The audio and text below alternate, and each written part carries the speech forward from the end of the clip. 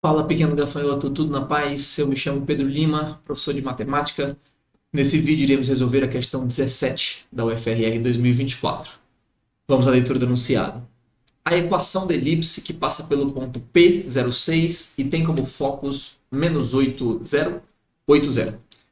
Então, mais um contexto importante ao vestibulando da UFRR, que nós estamos no ano de 2024 e nos anos anteriores, 2023, 22 e 21, em cada um deles caiu elipse, parábola e hipérbole, e aí no 2024 a elipse foi repetida.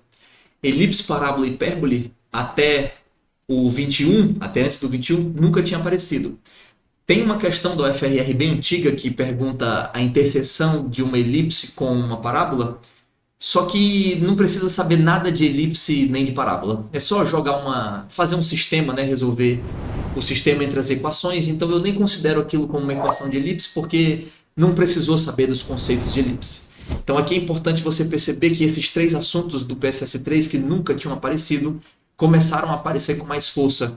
Caiu um de cada em cada ano e aí depois um deles foi repetido.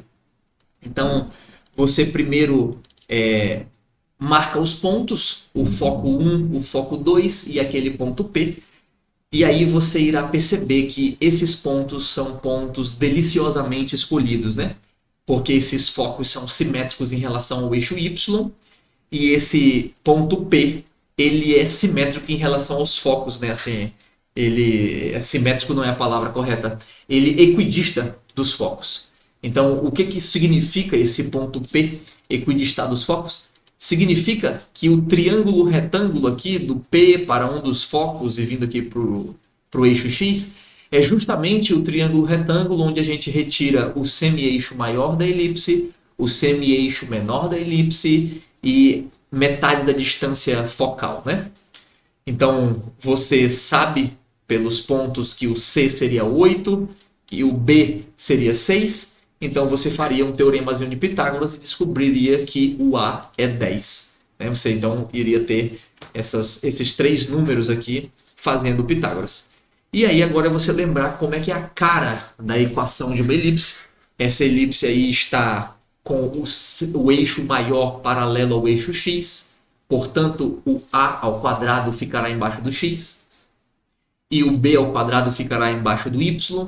É uma coisa que você tem que saber da elipse. E a outra é que o centro da elipse é o ponto médio dos focos, que é a origem. Então não vai aparecer entre parênteses x menos alguma coisa ao quadrado. Então a sua equação da elipse ficaria assim, bonitinha, né? sem muita firula. O 10 ao quadrado embaixo do x, porque o 10 era o semi-eixo maior. E o 36, que é o 6 ao quadrado, embaixo do y. Né? Então essa é a equação da elipse, mas seria a forma reduzida dela. Né?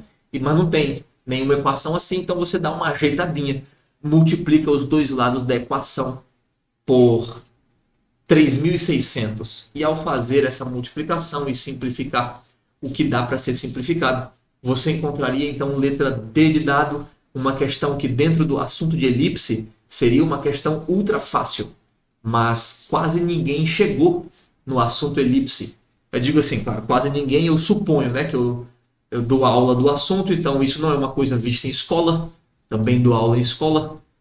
Dificilmente você vai chegar a ver isso no ensino médio, dificilmente você veria isso numa turma de pré-vestibular, num cursinho, né? A não ser que você participasse de uma turma avançada, de uma resolução, ou se você se propõe a assistir umas aulas extras e dar alguns passos a mais. Observe, gafanhoto, nunca foi tão importante você estudar matemática.